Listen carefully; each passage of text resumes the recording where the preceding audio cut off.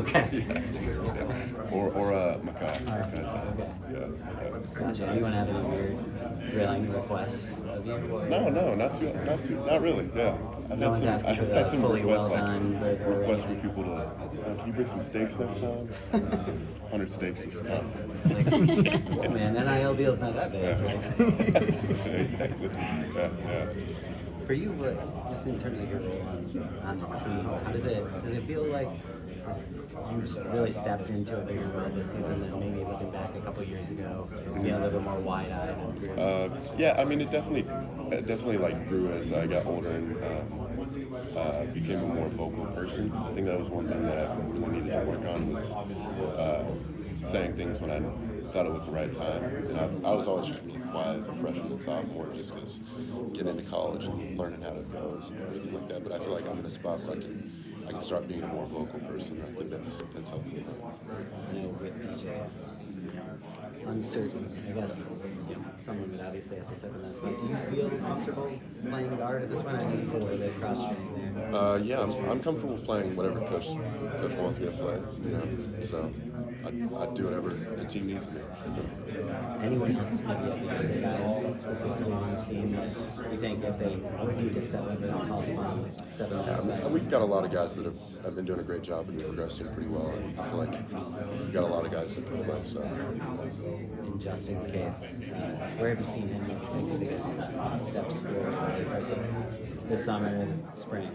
I think just being more comfortable. He's done a good job of just being more comfortable on the field, and I think that I haven't asked him, but I think being more comfortable slows things down on the field. So I'd probably assume that being more comfortable in turn related to things slowing down on the field has been really good.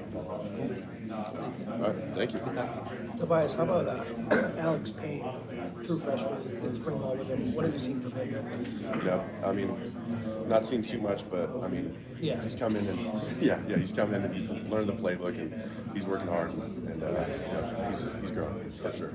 Was Aaron healthy enough to participate in the spring? Like, have you seen much of him, or is he kind of doing his own thing because he's rehab? Yeah, he had a little bit of rehab, but I mean, he's doing good now. And I mean, he's one of those kids that he come in and just kind of blows you away. He's a pretty smart kid. Like, knows the playbook and learning it pretty quick. It's really impressive. How about Willie? What have you seen from him playing center? He's been doing a great job. He's a funny guy.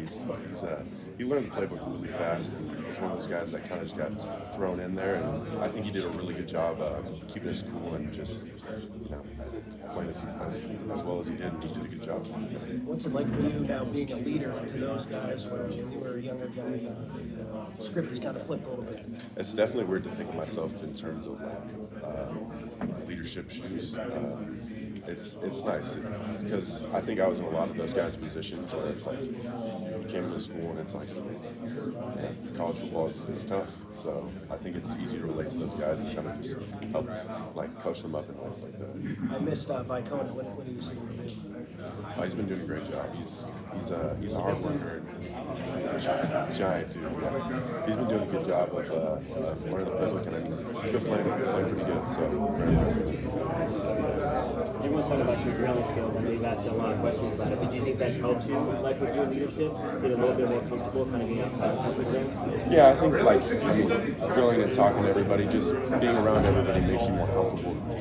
Being vocal when you're, I think that being vocal is easier when you're closer to your teammates because there's something that backs you. I mean, someone's doing something right, you congratulate them, but like if they're doing something wrong, you also get on them. And I think that being close off the field really helps with that connection. So like last year, you were kind of throwing in the second half of the Michigan game. Do you think that helped with your development at all? Like you didn't kind of have time to have nerves, you kind of just throw in there and you were asked to get going right away. Yeah, I would definitely say that helped in terms of my development. I think those were obviously like the first big snaps that I got. So I would say, yeah. What's the point of emphasis in your game this summer?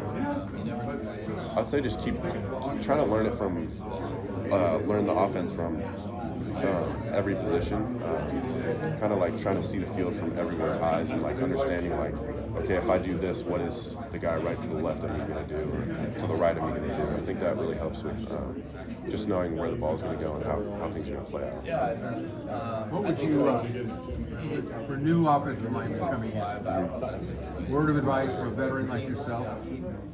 Maybe one or two things that you would impart that they need to be able to be aware of as freshmen coming in offensive line? I would say one, just not being afraid to go for it. Like, I'm sure you might run the play wrong, but if you're going 100%, coach, I mean, how can you be mad at that?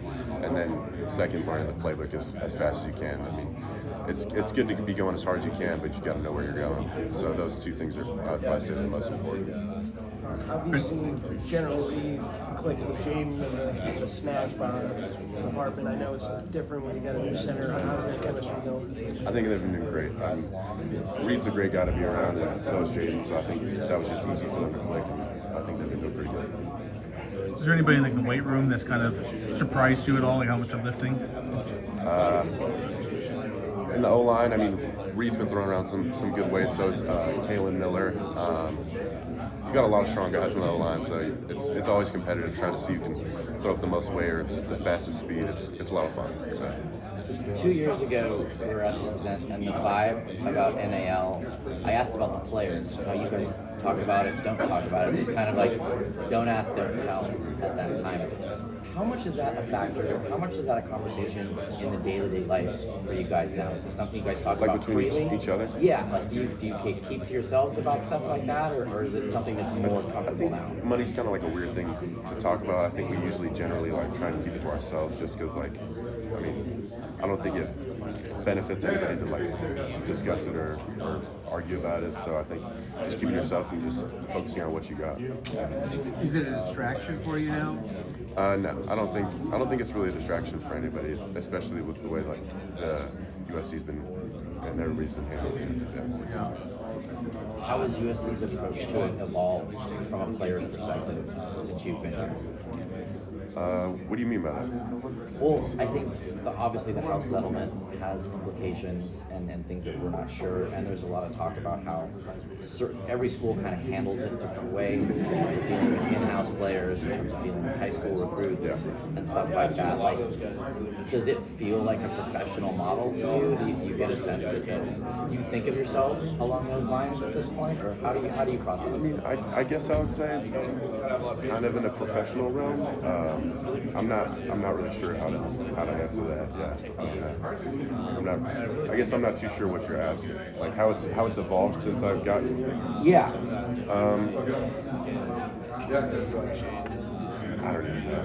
I mean, I think like there was a when it started, there was a public perception that USC was a little bit behind in terms of how aggressive they were, how much they were devoting, all that kind of stuff. Not stuff that you would be deciding about, but now the perception is that there's been ground gained, and that between recruiting and between retaining players, because I think that's a part that people don't talk about, right? Is that you guys have to have conversations every year, just the same as like high school recruits. Has that process evolved or changed? It's definitely been like a learning process every year with everything that's been changing, of course. And I think USC's been doing a great job with it. I think that everybody's happy with what's going on, and it's been going very well.